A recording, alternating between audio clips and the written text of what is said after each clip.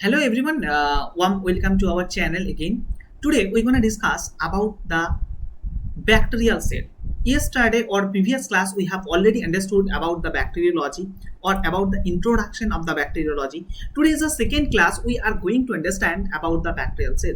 Hope into our from various platforms you have already getting our schedule of our classes, so that just subscribe our channel for further lots of free classes and the microbiology. Our series name is Microbiology Concept in a very easy way, so that hopefully this class will help you into your professional study as well as into your the college study. See, we are understanding the bacterial cell. Before understanding the bacterial cell, we need to understand about the one thing, that is the bacteria prokaryote or eukaryote. Is it prokaryotic or eukaryotic? It is a very important question in from the examiner. See, bacteria is prokaryotic. Prokaryotic defining that the bacteria is unicellular. There should be only one cell, that is a unicellular. Okay, there should not be multicellular. They are only one cell composed. See, now we are understanding about the whole cell structure as well as the whole cell function. We are going to understand about the parts of the whole bacteria, and we are going to understand about the function of each part. See, whenever I am coming the diagram of the bacteria, see, that is the bacterial diagram. You need to understand about the like the normal cell or like the eukaryotic cell. Here is also present the cytoplasm. Okay, within the cytoplasm there have also the nucleic acid, but the interesting things into the bacteria that they have the naked nucleic acid, or there are no nuclear membrane is present. There is only present the DNA that is into the naked state. See, that is a naked state, right? There have not any kinds of nuclear membrane present. Okay, after that I am coming to the ribosome, which basically help to synthesis of protein. Understood. After that, some of bacteria are composed with the capsule. Capsule are the extra bacterial component. Some of bacteria are contained with the capsule, and some bacteria does not contain any kinds of capsule. Okay, after that, cell wall. Cell wall is mandatory for all bacteria. Okay, after that there have also the cytoplasmic membrane. Got it? And there is present a big thread like structure that is called flagella, and there have also lots of arrangement of flagella. I am going to understand the particular things it later regarding the flagella. And the flagella basically help to the motility. M defining the motility, and without the flagella bacteria cannot move, so that for the motility flagella is required. Okay, and there have the pili. Pili basically help to the conjugation. Pili basically help to transfer the genetic materials. Okay, and whenever I will take the class regarding the bacterial genetics, then you will understand that how pili are helping. There have the 6 pillars, there have the 6 tube. Within the 6 tube or within the pili, the bacterial genetics are basically transformed from one bacteria to another bacteria. Understood? And plasmid is the extracellular DNA. Please keep in mind that extra nuclear DNA, that is the plasmid. Okay, that is the extra chromosomal materials, okay, into the bacteria. Now we are coming to the cell wall. I am just defining the whole things in a very simple, easiest way, so that you can understand it properly. Okay, and our main motto to clarify the microbiology in a very easiest way. Okay, so that you can understand it properly, you can utilize the knowledge into your practical field as well. See, now I am discussing about the very important component, that is the cell wall. Okay, I am just taking the another pen so that we can highlight it properly. See, cell wall, there have the two type of bacteria. One is gram positive bacteria, another one is the gram negative bacteria. Gram positive bacteria have the thick peptidoglycan layer, and gram negative bacteria are contained with the thin peptidoglycan layer. Okay, and whenever I am taking the class regarding the gram positive and gram negative bacteria, then I will explain it more elaborately, and you will take the idea. Understood? Now I am coming to the cell, that is the flagella. See here, I have already told you that the flagella, that is a long white or thread-like structure that is important for motility. I have already told you that motility means movement which basically changes the place, one place to another place, that is called motility. Without the motility or without the flagella, the bacteria cannot be motile. Understood? But there have some arrangement for the motility. See here, I am just drawing here. Please remember these things, that hopefully you will understand it again. See, here is the physically present, so that does not require to draw it again. I have already gifted here. See, first one is the monotrichous. Monotrichous means when there is a only one flagella is present in only one side, that is called monotrichous. Understood? But whenever there is a two flagella basically present into the both side of the bacteria, that is called amphitrichous. Getting my point? After that, whenever there have the tuft-like flagella, tuft-like means there have the lots of flagella basically present within the small one side of the bacteria, that is called lymphotrichous. Got it? Got it? See here, that is a peritrichous. Peritrichous defining that whenever the flagella basically present surrounding the whole bacteria, that is called peritrichous. Okay, lots of bacteria are doing their motility by the peritrichous flagella. Got it? Hope the thing is very much clear. Okay, that's all are the bacterial flagella. There have basically four types. I have already told you that: monotrichous, amphitrichous, lymphotrichous, as well as the peritrichous. Understood? See here, I have already mentioned here. That's the all things. Just look down upon the whole things, that you will understand it properly, and join our Telegram for getting this particular note.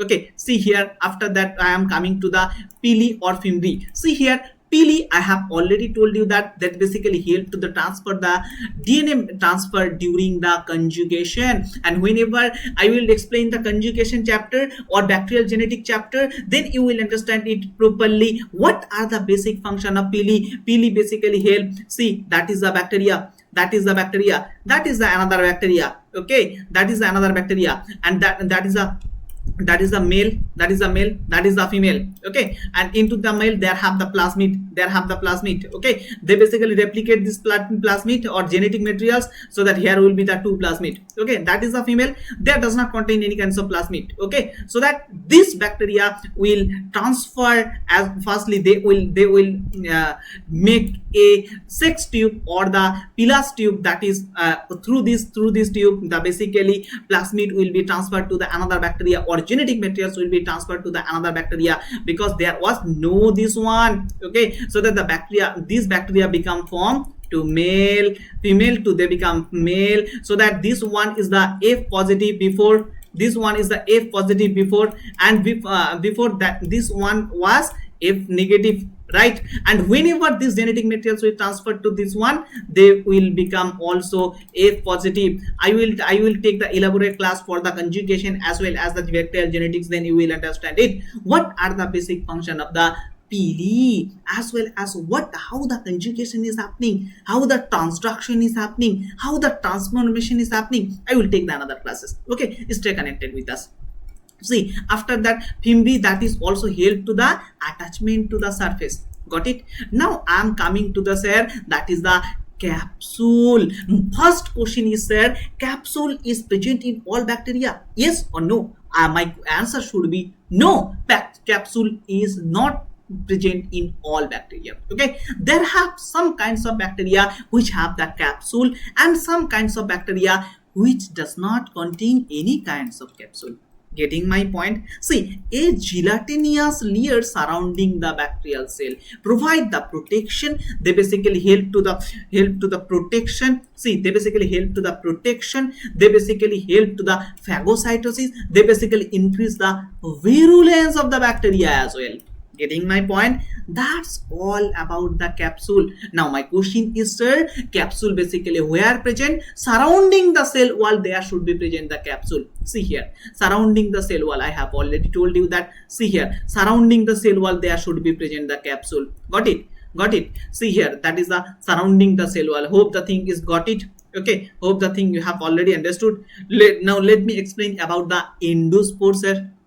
Endospore. What is endospore? See here, I am taking the very basic class of microbiology so that you can understand it properly. See, now I am coming to the endospore, sir. Endospore is the one type of structure when bacteria are basically persist in the unfavorable condition. Unfavorable condition means when the bacteria they have the ordinary structure, ordinary temperature, ordinary pressure, they have the ordinary environment. Whenever bacteria are not getting this environment, bacteria are going to the very harsh condition. Yes or no? Right? Bacteria are going to the very much unfavorable condition. Then what will bacteria do? Bacteria have to persist, as well as bacteria have to grow, bacteria have to save their cell so that they will form the endospore. Okay, endospore basically within the bacteria, they will form ectospore outside of the bacteria. Okay, see, endospore, that is basically highly resistant structure. Got it? Under the adverse condition, I have already told you that into the unfavorable condition of the bacteria, they basically form endospore. Understood? See here, they have also the example, that is the bacillus anthrax. They have the example, that is the clostridium botulinum. They all are example of the endospore. Hope the thing you are getting. Okay, that's all the structure. Now I am coming to the rest portion. See, if you are noticing here, I have already told you that about the pili. I have already told you about the flagella. Hope the things you have already understood. After that, I have already told you that regarding the capsule. I have already told you that regarding the cytoplasm. Now I am coming to the cell, that is the DNA. Now what will you take from the DNA? See here, if you are noticing it properly, then you will understand that. Firstly, I want to add you that, see, DNA, that is the basically the genetic materials that basically carry the bacterial genetic characteristics. Got it? First one. Second one, there should not be any kinds of nuclear materials, or there should not be any kinds of nuclear membrane. Okay, please got it? See, and third one, DNA, bacterial DNA should be naked DNA. Getting my point? Bacterial DNA should be naked DNA. Okay, regarding the nucleic acid, that's enough for you all, guys. Okay, see, we have already understood the nucleotide or nucleate, or we can say that the DNA, or we can say that the genetic materials. Understood? Now I am coming to the cell wall. Is there any kinds of function of cell wall? Obviously, sir, they have the function of cell wall. Now see here, come here. See, come with me. You will understand that what are the function basically the cell wall. See here, that is a cell wall. I am just defining you the function of cell wall. Firstly, protection. See, protection. See, protection. After that, second one is the function of cell wall, basically help to the selective permeability. So there are some kinds of things basically they basically help to entering, and some kinds of things they basically help to extract out from the bacteria. That is a selective permeability, second one. Third one, basically bacteria, this cell wall basically help to resist the bacteria from antibiotic in some time. Understood? These kinds of things basically present, as well as these kinds of things basically provided by the bacterial cell wall. Okay, there have also the another lots of function regarding the bacterial cell wall. Okay, now we are coming to say what are the basic properties of the cell wall, as well as the gram positive and gram negative bacteria. For understanding the gram negative or gram positive and gram negative bacteria, see here, if you are noticing here, that is the gram positive bacteria and that is the gram negative bacteria. See,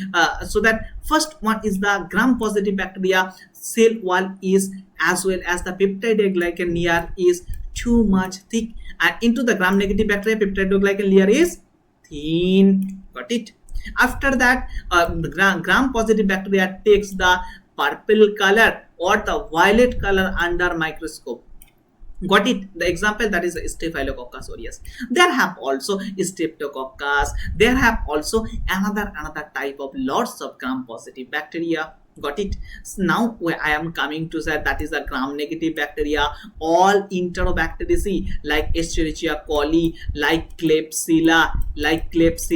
Please understand it, like Klebsiella. Okay, like Salmonella, Shigella, they all are the gram-negative bacteria. Understood? Their cell wall is thin. Their cell wall is thin, not thick, and there should be present LPS, lipopolysaccharide. Got it? And into the gram-positive bacteria, there should be present the teichoic acid. That is a teichoic acid present. Teichoic acid. Sorry, Ta. Teichoic acid should be present into the gram-positive bacteria. Okay, don't worry about that. I will take the another classes for the gram-positive and gram-negative bacteria. Too much elaborately we will understand the particular things. Okay, there have some example, that is Staphylococcus aureus, Streptococcus pneumoniae, Clostridium, after that Pseudomonas, after that Bacillus, after that, that is a Streptococcus poison. Okay, they all are the gram-positive bacteria, sir. And here is a gram-negative bacteria.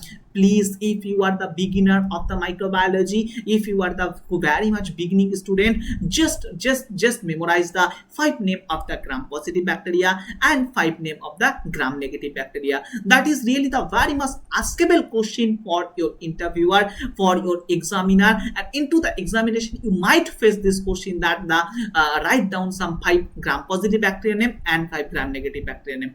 I am again saying you that that is only for the college student, as well as that is only for important for the college student. Okay, see here, that is the Neisseria gonorrhoeae, it is also gram-negative. Neisseria meningitis, that is also gram-negative. E. coli, Salmonella, Shigella, the Vibrio cholerae, Treponema pallidum, Helicobacter pylori, that's all are the gram-negative bacteria. Okay, and there have also the another type of name of the gram-positive and gram-negative bacteria. There have also the Mycoplasma, which bacteria without cell wall, there should not have any kinds of cell wall. Okay, after that there have also Sporochetas, that basically spiral shape of bacteria with axial filaments. Okay, after that there have also actinomycetes. They basically resembles like a fungi, they basically looking like a fungi, that is called actinomycetes. Okay, and into the next classes we will understand about the gram-positive, gram-negative bacteria. First one, difference, second one, the name of gram-positive and gram-negative bacteria, and third one regarding the gram staining. And firstly we will understand about the gram stain, after the gram-positive and gram-negative bacteria's difference, after that features, after that the name of gram-positive and gram-negative bacteria.